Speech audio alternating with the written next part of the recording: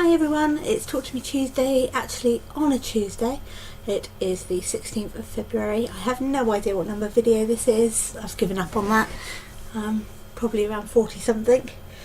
I had last week off of work, so I've had quite a productive week. And I'm saying a lot, which is not good.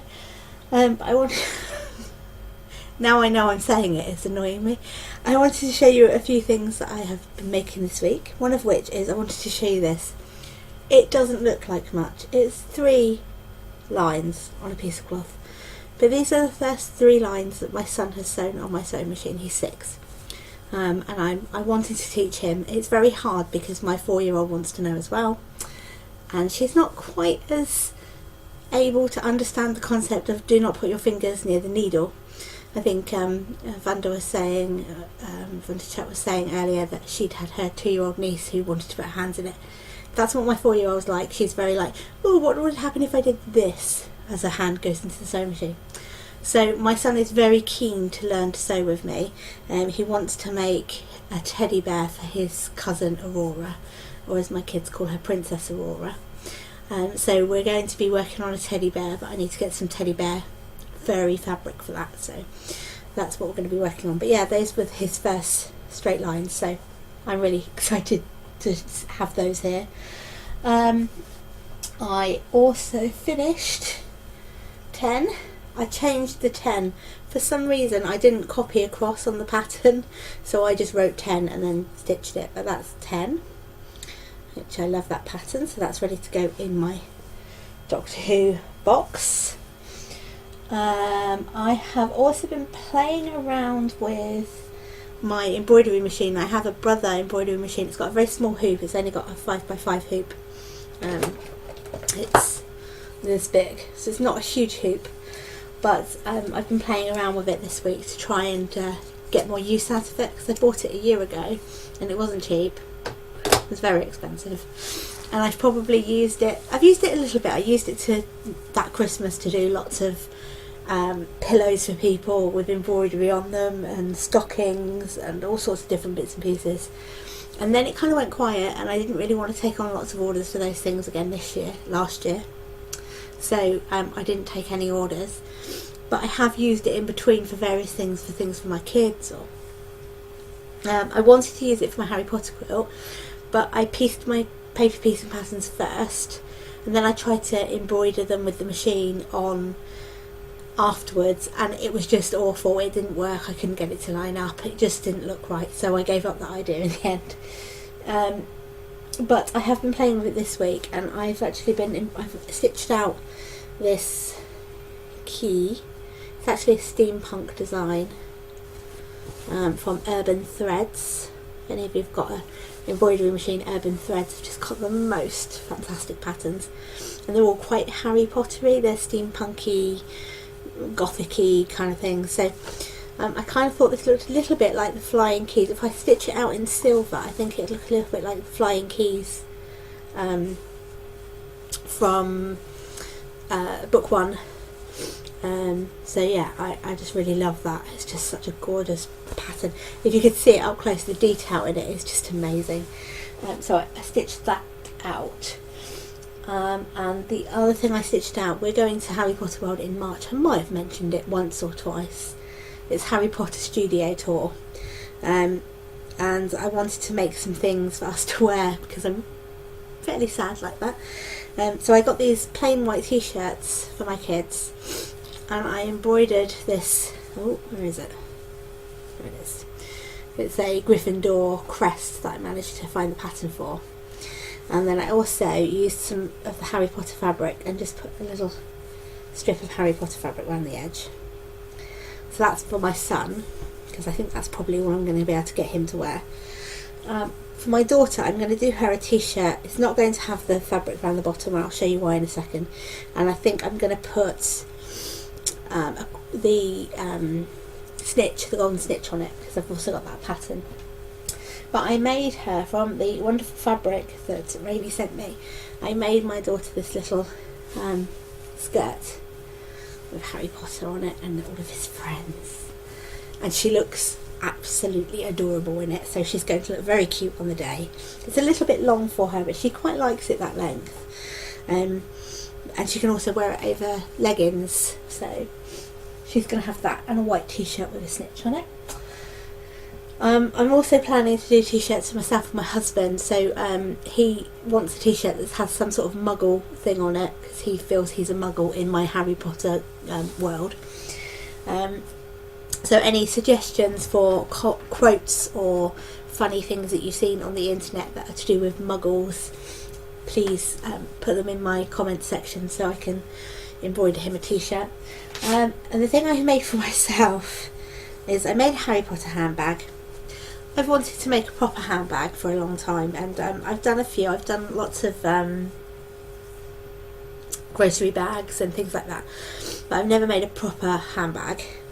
And I just thought that the fabric Rainey sent me, this fabric, was just so classy and lovely, and I just loved it. So that is the back of my bag. It's got these little hooks. They're going to have D-rings and a strap. So it's going to be quite a long bag, but not too long. And then I thought, you know, rather than keep it classy, I'd go Harry Potter. So, on the flap of my bag is Harry's face, and if you probably can't see it, but there is the scar there. So Harry's face, and then it lifts up and it's got the lovely fabric. It's got these pockets, and then the section of the bag. So my Harry Potter bag. I'm going to make my daughter a Harry Potter bag as well, but hers is going to be a small kind of zipped pouch with straps. So yeah, mostly last week I was making that. Yeah, Harry Potter mad. Yes, I'm sure we all are. I'm hoping my package got to HP5 Freak, and I can't remember your name, and that's really annoying because I know it. Okay, well, I'm hoping it got to you anyway, because it was sent a while ago and I'm getting a bit worried now that Royal Mail has somehow lost it in the ether. So hopefully that reached you okay.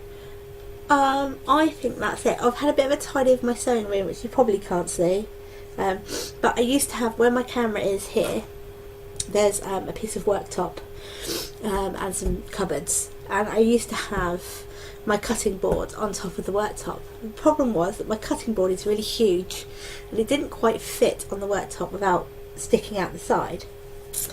So I trimmed a little bit off my cutting board thinking that would get it to fit, and it did, but it's also a worktop, so it tends to get loads of stuff on it, the printers on it, there's fabric in this corner, and batting and pillows and various stuff.